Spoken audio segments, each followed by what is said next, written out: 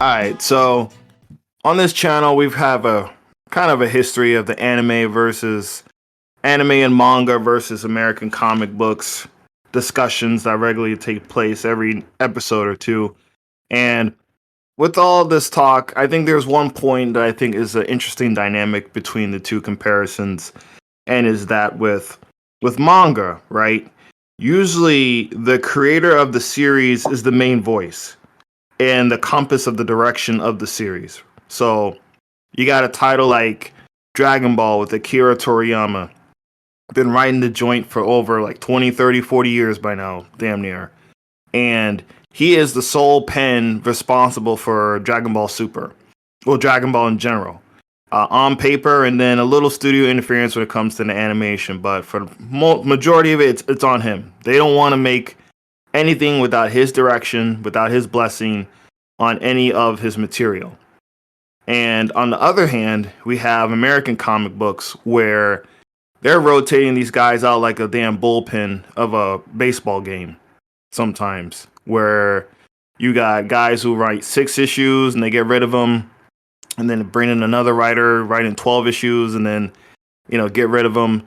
So I was just wondering, man, like in this current state of comic books and just the comic industry, do you think that American comic books would basically be enhanced and be better if we had more of a focus on the writer and more of a singular voice for titles such as like, Captain America, Superman, Wonder Woman, Black Panther, etc.?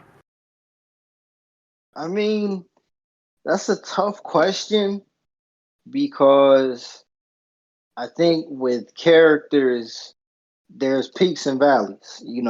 There's the high point of when the writer is doing their best work they could do creatively, and then there's kind of that low point where it just seems like they're doing this because they have to. Case in point, to my knowledge, and I'm sure you'll be able to fill us in on this here, Todd McFarlane has been writing Spawn more or less for the last X amount of years, right? True. Yep. I mean, true, you had some times where, Frank Miller came in, created a character, Neil Gaiman, all of that. But for the most part, this entire run of Spawn has been creatively headed up by one guy and one guy only. It's True. good. I think there has to be like some kind of counterbalance. If it's a character like a Batman or a Superman that is desperately in need of some reworking, I would say ideally, depending on the reception of what's being given by the fans, let one writer oversee everything that goes on with a character for a year to 2 years. In the case of a DC Comics, I think with them being so scatterbrained and telling stories that are multiversal and involve different things that are being brought up, I think that gets a little bit more difficult because Jeff Johns' run on the Three Jokers and Batman, which we enjoyed, in comparison to a John Ridley run on obviously not Bruce Wayne Batman. It's I don't know. I think it comes down to the storytelling. I can't say for sure that one writer controlling the direction of one character is a bad thing because it gives time for the reader to develop a relationship with the character and the writing style of the writer. But I think it's 50-50. It can go either way, man. Truth be told. But I lean more in the camp of maybe let a writer have a 1 to 2 year run with a character and then see where we go from there. But DC Comics, they can't do that. With Marvel, they might be able to do it a little easier because, I don't know what the state of Marvel Comics is right now. But that's kind of where I fall with it. Okay. Yeah, that's a pretty fair sentiment because, like you just mentioned, a good example is James Tynion IV. Like, he's been in DC Comics for like 10 years and has been dominating Batman for like 5. Batman is the hottest comic and arguably like the best comic at DC Comics. and that's all thanks to James Tinian. And I mean, John Ridley has his I Am Batman, and then you have Jeff Johns with Three Jokers. You wouldn't have that if it was essentially just one guy kind of manipulating the whole character in their arc going forth. You know, carving out that one piece of the a huge pie, one huge piece of a pie for DC's universe. Um, so I think it is like a 50-50 because when you have someone like I think John Jurgens who did Action Comics and Superman with the DC Rebirth, highly praised, you know, the Oz effect, like that was Superman kind of getting back in his grind a little bit on print. And then they brought in the bigger name Brian Michael Bendis on there, and then the reception has been like, you know, it was like what happened to the quality or what happened to where the story was going with Jurgens. So it is a little bit tricky, man. It is a little bit tricky. I think that, like you said, if it's a writer who seems to grab the attention and the audience loves that writer and loves the direction of it, like, you look at the consensus. I think you should owe them, you know, like a good 2, 3, 4 year run on the character. Like almost like, yeah, we're gonna give you some time to get your feet wet, and if it's just not clicking, I'm sorry. On to the next person per se. So, I mean, it happens all the times when we have like a series that you don't enjoy, and then you're like, you know what? I'm gonna just wait. I'm gonna wait 6 months. I'm gonna wait a year until another writer gets on there, and then you wait it out, and then you know, and then eventually the new writer hops on, and then you're like, okay, great. Now I can jump on again and see this thing out. So it is a little bit tricky. I mean, it is different because in Japan, the actually the writer creates the IP and the property, while it seems like in America, it's like it's being rented, it's leased. You know what I'm saying? Like, I mean, all these titles or characters are damn near 50, 70, 80 years old. So, I mean, even back then, they kind of passed on the torch. Like Stan Lee, I mean, his run on Spider-Man is legendary, but it's not the longest run anymore. You know, like other writers have touched it far more than he has in the character's history. So I feel you on it. It's a dual-edged sword. It definitely is like a dual-edged sword, and it just seems like ownership of the series Hmm. also is a little bit more protected in Japan. You know what I'm Oh saying? man, yeah, I'm glad you mentioned that. Absolutely, absolutely. It definitely feels like, like if Akira Toriyama, right? Hmm. If like we had this gap between Dragon Ball GT and Dragon Ball Super. GT came out, the last episode I think was like 1997. Damn near Dragon Ball Super didn't come out to 2015.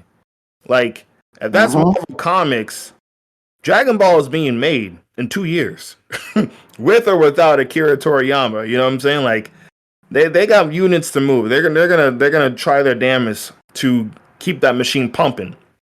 And in Japan, it's like almost like a level of respect. Like, well, the creator is done with it, so we're done with it. Like, we're not gonna touch it. We'll move on to something else. And then if he or she wants to return to it, we'll do that. But it's definitely more. I'm not sure if they get better deals. I'm not sure. I'm not sure about the financial gains that they have or ownership compared to America. But it does seem like there's more respect put towards those creators in Japan for their IPs than the ones over here in America. And you know what? I think I think there's another part of that too that we might be kind of missing here though.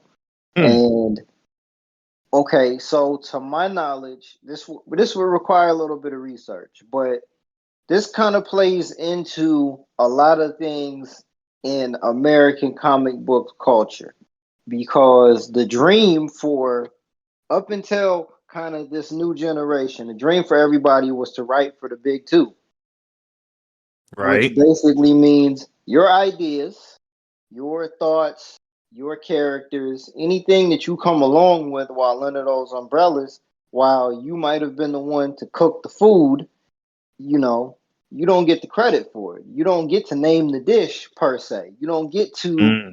enjoy the fruits of that labor because it doesn't belong to you. How many guys created characters that they never continued to be able to work on because of the umbrella that they were under? Ooh, true, I, true. Damn. I'm Yep. not I'm not familiar with manga and Shonen Jump and all of that stuff there, but I'd be willing to bet, and somebody can clear this up for us as well. But with Toriyama, who does he answer to in regards to what he does with his characters and his storylines? Who who does he answer to? Who's there to tell him, hey, this isn't what you're gonna do, or hey, you know, for the next however many issues, this is what's going to go on, or this character is going to get written out for his own spinoff. Like, nobody can come to him and tell him that because that particular property is his, it belongs to him. I don't know that in this country, at least, outside of being an independent comic book writer, who else really has it like that? You know what I mean? Right, right. Ah, shit. Good point, man. Good ass point.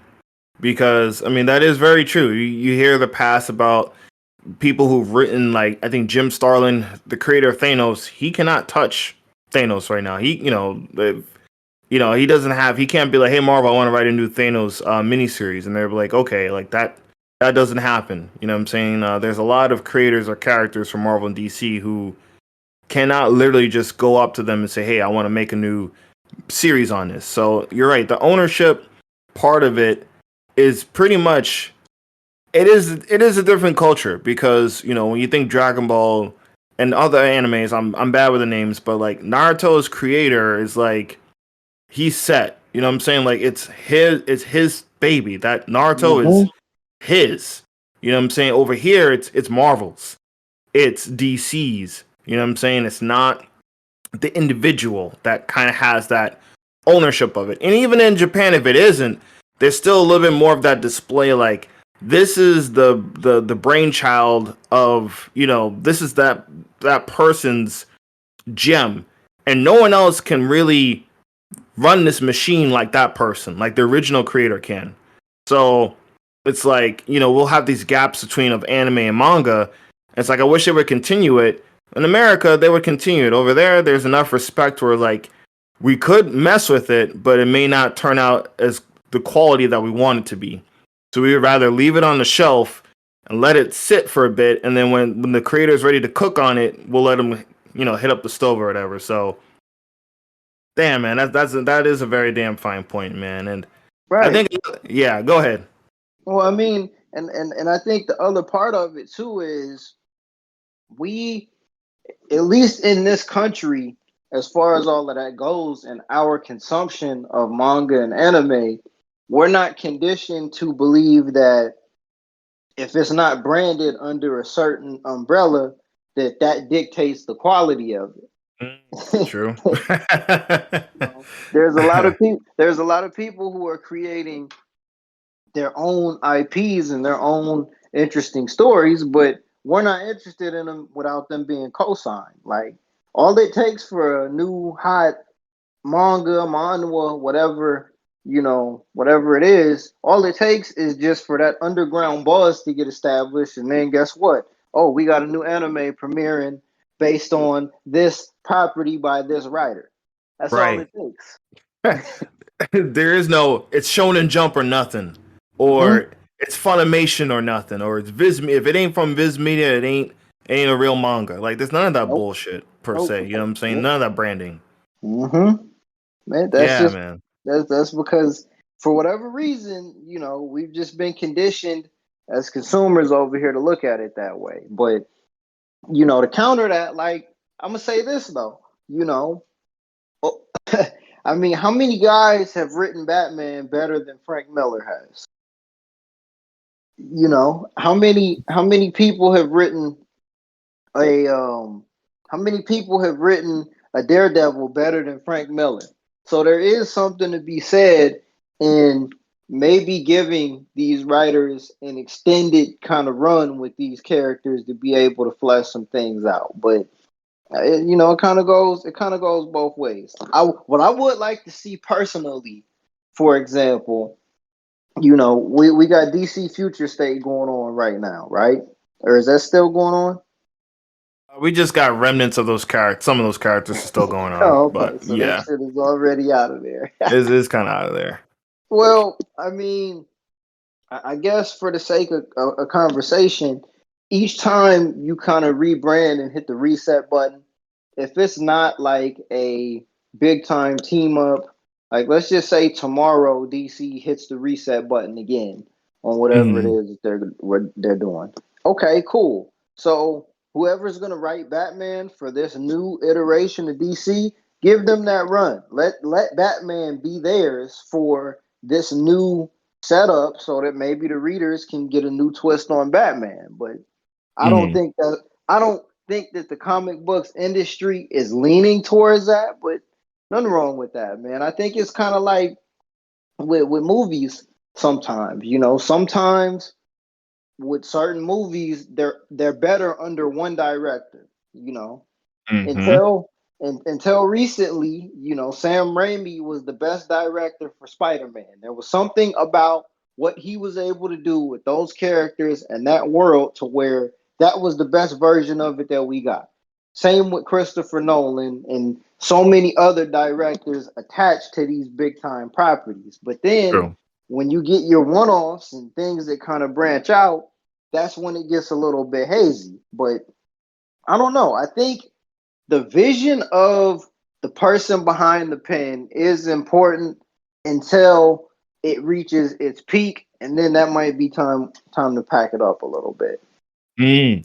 Now, with that, could it be ultimately the detriment of the storytelling? Because we always say Mm-hmm. none of this shit counts, none of this shit matters. And I'll use Black Panther for example. So Mm-hmm. Black Panther just got a new run by John Ridley, the current writer for I Am Batman and the other side of DC history.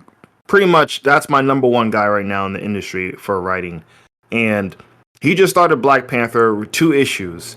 So Ta-Nehisi Coates wrote Black Panther for like 4 or 5 years now for Marvel, and pretty much you could sum up his whole 5 year run in a sense. At the end of it, it's like, okay, well, Black Panther is no longer king. Wakanda has a democracy, and they have this whole intergalactic empire of Wakanda. But John Ridley's not even touching the intergalactic part. He's only touching the part that Black Panther is no longer king.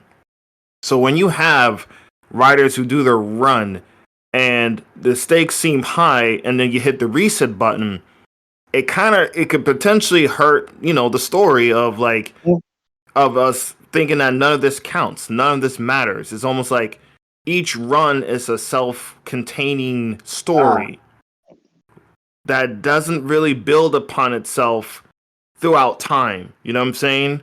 So like, you look at One Piece with all their volumes.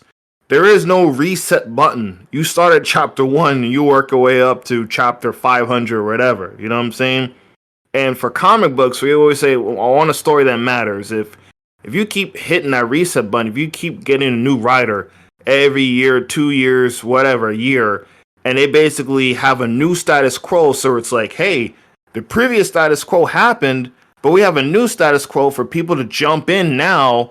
So it's like your previous status quo doesn't even count anymore uh-huh. because they kind of clear the air to make room for a new writer so they could put their new stipulation and twist on it. Yep. So it could kind of hurt the story in the long run if you keep swapping them in and out. No, that's a good point, man. And just for a wrestling kind of analogy, that's like when somebody from the main roster comes up from NXT. We gotta pretend just because this is a character in a new setting that everything that happened before never happened. Right. Oh man, spot on, dude. Spot we, on. we, we gotta treat everything else like it never happened because this is kind of the new thing here. So let me ask you this then. Do you think is it possible like because I mean as an independent comic book writer and somebody that is putting ideas together constantly, this is the question that I want to ask you then. So let's say you're working on a story. You got Florida Tales, for example. You are the voice behind Florida Tales. at Mhm. some point, you and Von L kind of get to discuss some ideas, and it's like, well, you know what? I'm gonna let Von L come in and take a run with these characters for a little bit, just to give me a little bit of a rest. Do you think there should be kind of a soft handoff between writers? Should there be a focus on continuity and what's going on? Should the new writer kind of just take the continuity and give it their own twist?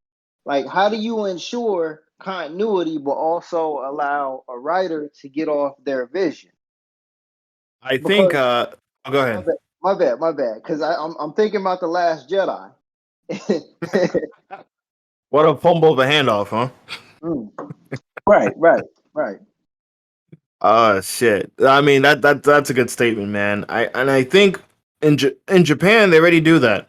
Uh-huh. Akira Toriyama, he isn't. I mean, he's behind it, but he's kind of passing the torch on to another new guy by the name of Toritaro, and he's really illustrating and putting the manga together with the help and the mentorship of of Toriyama. So Uh-huh. I think that definitely would help with continuity and keeping the stakes and keeping the story, I guess, more structured.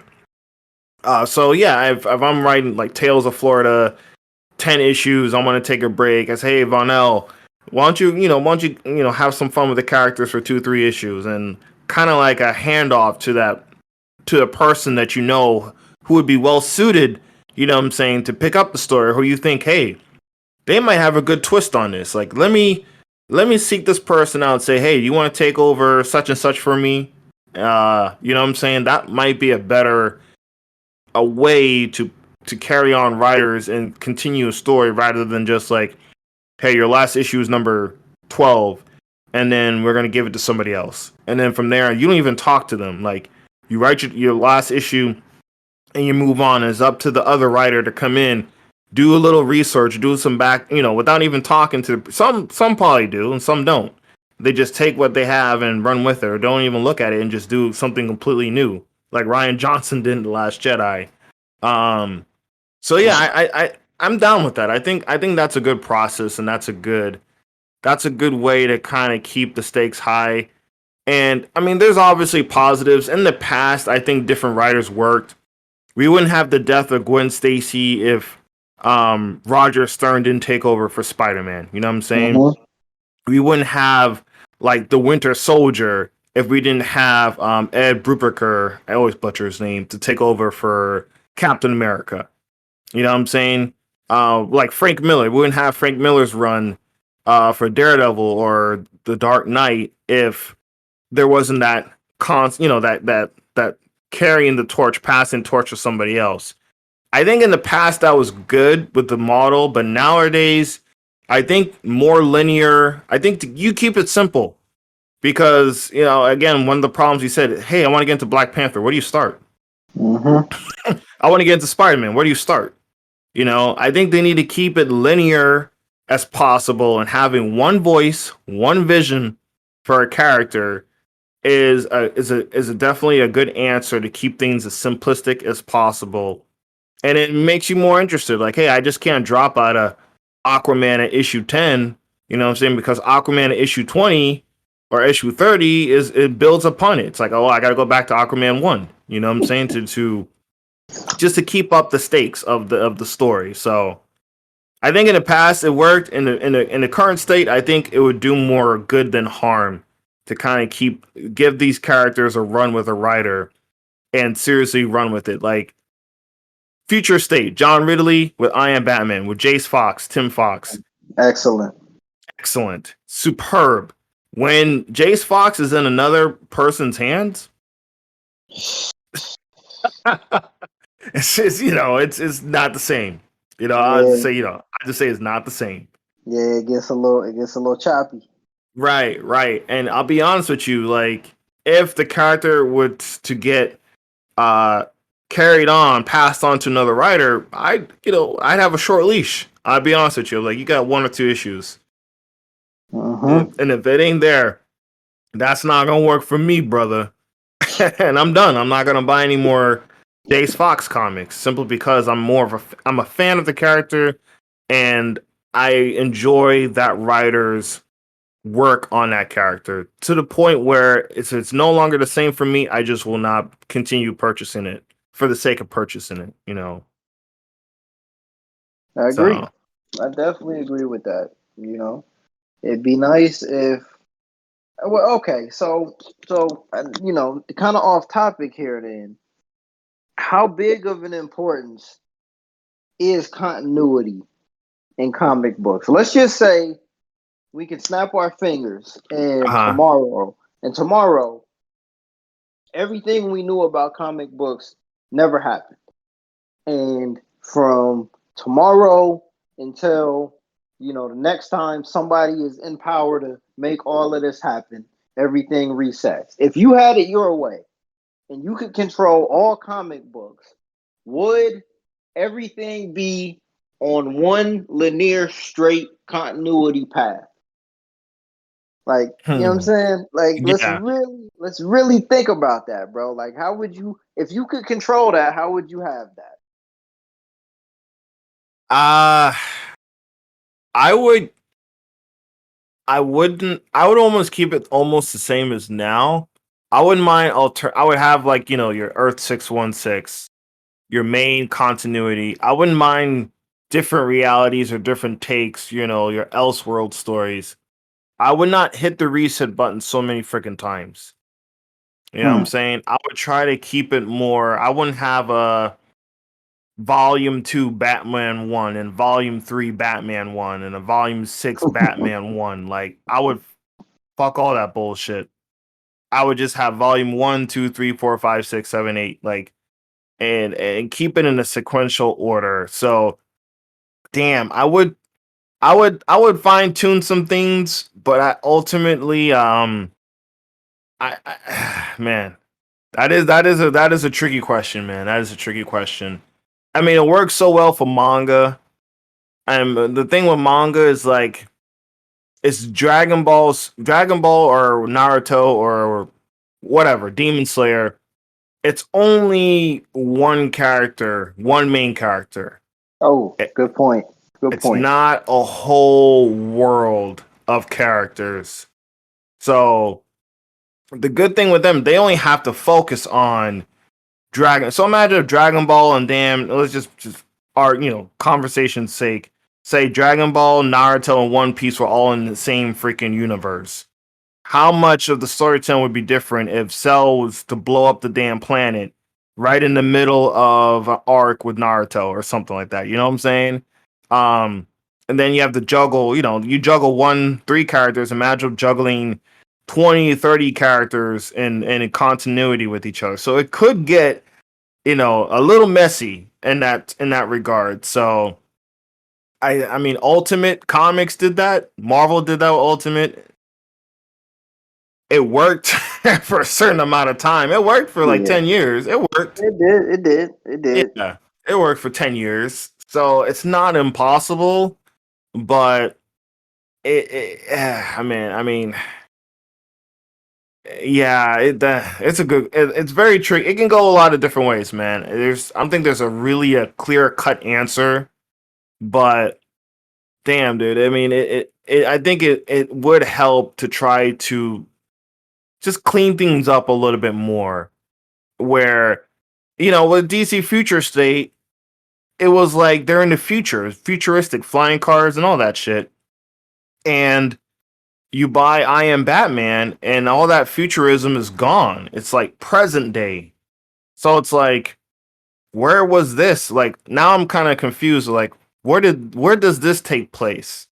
Because you know Bruce Wayne was gone in I Am Batman. He died or whatever. Like, he was no longer Batman. Batman was missing.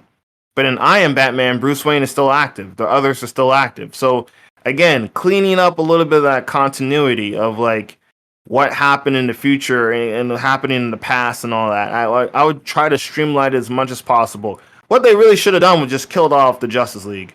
Like, now there's a new storyline of killing off the Justice League, and it's like Future State already did that. Like, there were no more. Future State should have been your hopping on point and you make a 2, 3, 4 year investment into making this a real thing. You know what I'm saying? Um, so soft reboot sucks because it's like it's a soft reboot. It's a worse reboot than a normal reboot because it's shorter and it pulls everything back even worse in more confusing ways. So, oh man, I'm rambling here, but man, I don't think I have a direct answer to that per se. You know what I'm saying? Yeah, it's a very tricky kind of situation to navigate, but it is what it is. At the end of the day, I think there's always gonna be writers, there's always gonna be stories, there are always gonna be characters out there to be able to tell Mm-hmm. a story. I will say, you know what? Nah, I'm gonna leave Milestone out of this. We're gonna leave him alone for the night. But that's all I got. Hmm. That's all I got on this one, brother. But it'll be interesting to see how some of these things shape up because Toriyama ain't slowing down. Um, Manga ain't slowing down. The Dragon Ball Super movie is gonna be excellent, and you know, it is what it is. The status quo here and the status quo over there are two different things, and it's just something that we got to deal with for now, man. For sure, for sure. And for all you listeners out there, let us know what you think. Do you think Marvel, DC, American comics should they have more of a single voice and vision behind their characters and IPs like in manga in Japan? So